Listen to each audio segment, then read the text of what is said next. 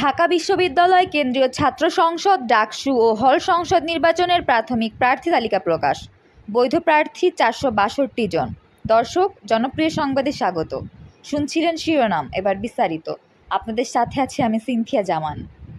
ঢাকা বিশ্ববিদ্যালয় কেন্দ্রীয় ছাত্র সংসদ ডাকসু ও হল সংসদ নির্বাচনের প্রাথমিক প্রার্থী তালিকা প্রকাশ করা হয়েছে।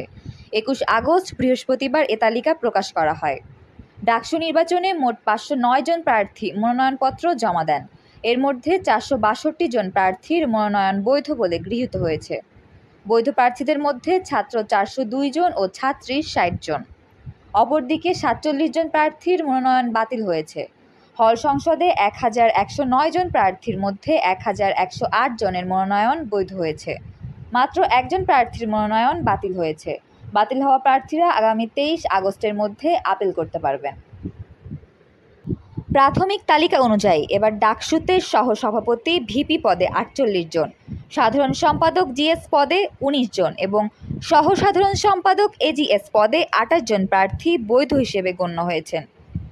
এছাড়া মুক্তিযুদ্ধ ও ছাত্র আন্দোলন সম্পাদক পদে 15 জন, বিজ্ঞান ও প্রযুক্তি সম্পাদক পদে 11 জন, ক্যারিয়ার ডেভেলপমেন্ট সম্পাদক পদে 9 জন, সমাজসেবা সম্পাদক পদে 13 জন, মানবাধিকার ও আইন সম্পাদক পদে 11 জন, স্বাস্থ্য ও পরিবেশ সম্পাদক পদে 15 জন, ছাত্র পরিবহন সম্পাদক পদে 9 জন, ক্রীড়া সম্পাদক পদে 13 জন, গবেষণা ও প্রকাশনা সম্পাদক পদে 11 জন, কমন রুম, রিডিং রুম ও ক্যাফেটেরিয়া সম্পাদক পদে 11 জন, আন্তর্জাতিক সম্পাদক পদে 15 জন, সাহিত্য সম্পাদক পদে 19 জন এবং সদস্য পদে 215 জন প্রার্থী বৈধ হিসেবে গণ্য হয়েছেন।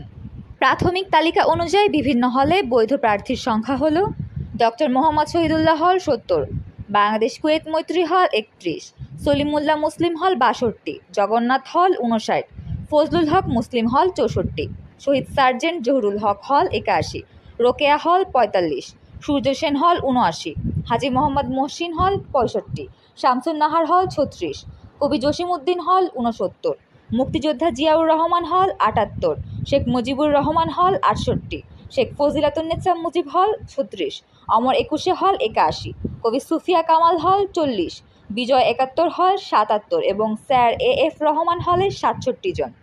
তাফসিল অনুযায়ী মনোনয়নপত্র প্রত্যাহারের শেষ সময় আগামী 25 আগস্ট দুপুর 1টা পর্যন্ত। 26 আগস্ট বিকেল 4টায় প্রার্থীদের চূড়ান্ত তালিকা প্রকাশিত হবে। ছিলাম জনপ্রিয় সংবাদে। আমাদের সাথে থাকার জন্য ধন্যবাদ।